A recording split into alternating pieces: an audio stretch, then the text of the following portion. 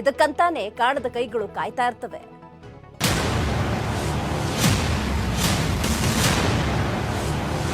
ನಿಮ್ಮ ಫ್ರೆಂಡೋ ರಿಲೇಷನ್ನೋ ಹಣ ಕೇಳಿದ್ರ, ಆನ್ಲೈನ್ ಇದೆಯಲ್ಲ ಅಂತ ಹಣ ಟ್ರಾನ್ಸ್ಫರ್ ಮಾಡೋಕೆ ಹೊರಟ್ರ? ವೇಟ್, ಅದಕ್ಕೂ ಮುನ್ನ ಇದನ್ನ ಕೇಳಿ. ನಮ್ಮ ದೋಸ್ತಿಗೂ ರೊಕ್ಕ ಹಾಕಿದ್ದಾರೆ. ನಮ್ಮ ದೋಸ್ತಿಗಿನ್ನ ಜಮಾ ಆಗಿಲ್ಲ, ದುಡ್ಡು ಜಮಾ ಆಗಿದ್ದಲ್ರಿ. ನನ್ನ ಹತ್ರ ದುಡ್ಡು ಕಟ್ಟಾಗಿದ್ರಿ. ಅದು ಏನು ಮಾಡ್ಬೇಕಂತ ಗೊತ್ತಾಗಲಾರ್ದೆ ಅದು ಗೂಗಲ್ದಾಗ ಹೋಗಿ ಗೂಗಲ್ ಕಸ್ಟಮರ್ ಕೇರ್ ಅಂತೇಳಿ ಎಂಟ್ರಿ ಮಾಡಿದಿರಿ. ಅವಾಗ ಏನಾಯಿತು, ಒಂದು ನಂಬರ್ ಬಂತು ರೀ. ಆ ನಂಬರ್ಗೂ ಡೈಲ್ ಮಾಡಿ ಮಾತಾಡಿದಿರಿ. ಅವ್ರೇನು ಹೇಳಿದರು, ನಿಮ್ದು ಅಮೌಂಟು ವಾಪಸ್ ಬರ್ತದೆ ರೀ, ಅವ್ರಿಗೇನು ಜಮಾ ಆಗಿಲ್ಲ ಅಂತ ಹೇಳಿದರು. ಹಾಗೆ ಮಾತಾಡ್ತಾನೆ ಏನು ಮಾಡಿದ್ರು ಅಂತಂದ್ರೆ OTP ಕೇಳಿದರು. ಮಾತಾಡ್ತಾ OTP ತೊಗೊಂಬಿಟ್ರು. ಅದೇನಾಯ್ತು ಅಂತಂದ್ರೆ ನನ್ನ ಅಕೌಂಟ್ಲಿಂದ 96,110 ರೂಪಾಯಿ ಕಟ್ಟಾಗ್ಬಿಟ್ಟು. ಕೇಳಿದ್ರಲ್ಲ, ಸ್ನೇಹಿತರಿಗೆ ಹಣ ಹಾಕೋಕೆ ಹೋಗಿ ಇವರು ತಾವು ಕಷ್ಟಪಟ್ಟು ದುಡಿದ ಹಣವನ್ನೇ ಕಳೆದುಕೊಂಡಿದ್ದಾರೆ. ಇವರ ಹೆಸರು ವಸಂತ್ ಕುಮಾರ್ ಅಂತ.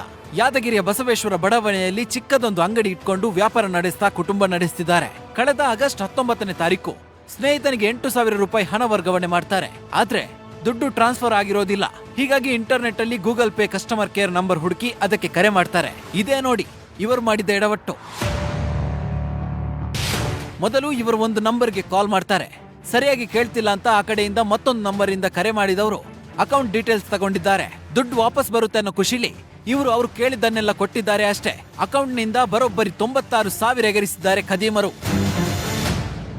ನಮ್ಮ ಮಗಳಿಗೆ FD ಮಾಡಿಸ್ಬೇಕಂತ ಇಟ್ಟಿದ್ದೀರಿ. ಅದು ಏನು ಮಾಡ್ತೀರಿ, ಅದು ನಸೀಬ್ ಏನೇನೋ ನಮ್ಮ ನಾಳೆ ಖರಾಬ್ ಅದನ ಸಿಚುವೇಶನ್ ಏನಾಯ್ತದೋ ಅದು ಅಮೌಂಟ್ ಕಟ್ಟಾಗಿ ಭಾಳ ತಕ್ಲೀಫ್ ಆಗಿಬಿಡ್ತೀರಿ. ಕಲಬುರಗಿ ಸೈಬರ್ ಠಾಣೆಗೆ ದೂರು ಕೊಟ್ಟು 3 ತಿಂಗಳಾದ್ರೂ ಯಾವುದೇ ಮಾಹಿತಿ ಸಿಕ್ಕಿಲ್ಲ. ಇತ್ತ ಮಗಳ ವಿದ್ಯಾಭ್ಯಾಸಕ್ಕಾಗಿ ಇಟ್ಟ ಹಣ ಕಳೆದುಕೊಂಡು ವಸಂತ್ ಕಂಗಾಲಾಗಿದ್ದಾರೆ. ಇದೊಂಥರ ಏನೋ ಮಾಡೋಕೋಗಿ ಮತ್ತಿನ್ನೇನೋ ಆಯ್ತು ಅಂತಾರಲ್ಲ, ಹಾಗಾಗಿದೆ ವಸಂತ್ ಅವರ ಪರಿಸ್ಥಿತಿ.